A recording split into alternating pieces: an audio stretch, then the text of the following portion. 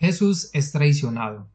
Como ya había profetizado Zacarías, vendría el Rey, el Mesías, el Salvador, el Señor de toda la tierra. Jesús, sentado sobre un asno de manera humilde, entra en Jerusalén, en medio de personas que exaltaban: Hosana, bendito el que viene en el nombre del Señor. Y por el contrario, otras personas esperaban un rey imponente, orgulloso, quien los liberaría de la esclavitud y la opresión. Sin embargo, Jesús vino a dar su vida y cumplir con el propósito del Padre en la tierra, no sin antes recibir uno de los peores golpes. Uno de sus discípulos sería quien traicionaría y lo entregaría a sus verdugos.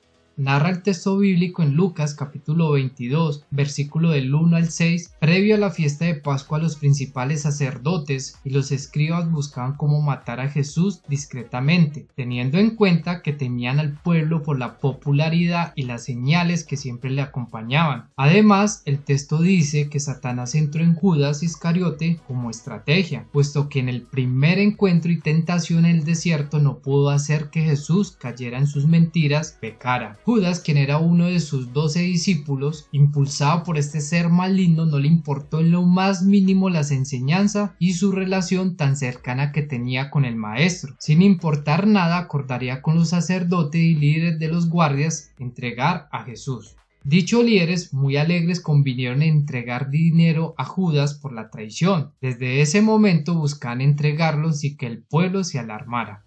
En el pasaje bíblico de Lucas capítulo 22, versículo del 7 al 13, habla de que Jesús, con un alto grado de detalle, encomienda a Pedro y a Juan para preparar la celebración de la Pascua. Recordemos que este evento hasta ese momento revive cuando Dios libera a los israelitas de la esclavitud de Egipto y la muerte de los primogénitos. Para ello necesitaban un lugar de reunión. En los versos 10, 11 y 12 dice: Él les dijo: He aquí, al entrar en la ciudad os saldrá en un encuentro un hombre que lleva un cántaro de agua. Seguidle hasta la casa donde entrara. Y decía el padre de familia de esa casa: El maestro te dice: ¿dónde está el aposento donde ha de comer la Pascua con mis discípulos? Entonces él os mostrará un aposento alto ya dispuesto. Preparad allí. El texto bíblico de Juan capítulo 13, del versículo 2 al 4, afirma que cuando cenaban todos en la mesa, Judas, con el corazón entenebrecido por Satanás, buscaba la ocasión de entregar a Jesús con los líderes. La pregunta aquí es: ¿cómo dejó Judas entrar a Satanás en su vida? Seguramente por medio del pensamiento, del cual se dejó seducir por el enemigo y posteriormente aceptar el plan maligno. Por otro lado, Jesús aceptó este hecho, ya que todo lo sabía desde el inicio. Se levantó de la mesa y se quitó su manto, creyendo en Dios su Padre, que le había dado todas las cosas en las manos y que todo este propósito había salido de él. En los versos siguientes, Jesús da a entender que sería traicionado por alguien muy cercano, que incluso comía en la mesa con él. De esta manera prepara a sus discípulos hablando de cosas que van a suceder, para cuando pasen sepan y creyeran que es la voluntad del Padre.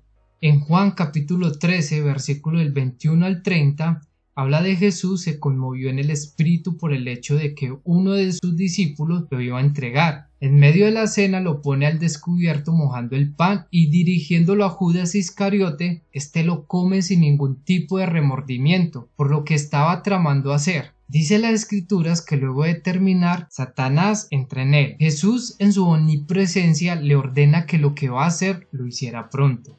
En Mateo capítulo 26, versículo 25 dice: Entonces respondiendo Judas, el que le entregaba, dijo: ¿Soy yo, maestro? Le dijo: Tú lo has dicho. Habiendo acontecido esto, se marcha en la noche. Todo este episodio confunde un poco a los discípulos, puesto que no sabían con certeza lo que estaba sucediendo. Conviene subrayar que Jesús no escogió a propósito a ningún discípulo, dado que cualquiera lo había podido entregar. El hecho aquí es la decisión que toma Judas de dejarse seducir por Satanás, quien es un engañador. Judas conocía muy bien a Jesús, ya que luego de andar juntos 3 años, escuchando cada día las enseñanzas, observando los milagros y las señales, no le bastó en lo más mínimo el plano espiritual. En cambio, se dejó cautivar por lo material. En Juan capítulo 12, versículos 5 y 6 dice: ¿Por qué no fue este perfume vendido por 300 denarios y dado a los pobres? Pero dijo esto no porque se cuidara de los pobres, sino porque era ladrón y teniendo la bolsa sustraía de lo que echaba en ella. Por lo anterior, Judas era un ladrón, dado que era el tesorero de Jesús y no le importó robar sabiendo que era pecado según la ley. Ahora quiero preguntar,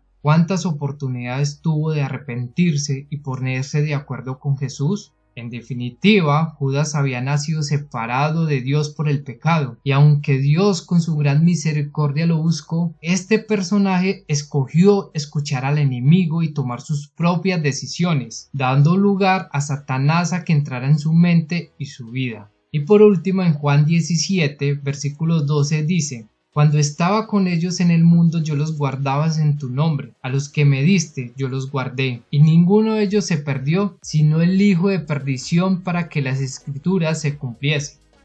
Con esto termina esta historia bíblica. Espero que haya sido de gran aprendizaje. Si te gustó el video, por favor regálame un me gusta y te invito a suscribirse en mi canal para tener más videos como este. Muchas gracias por todo el apoyo recibido y espero en un nuevo video pronto.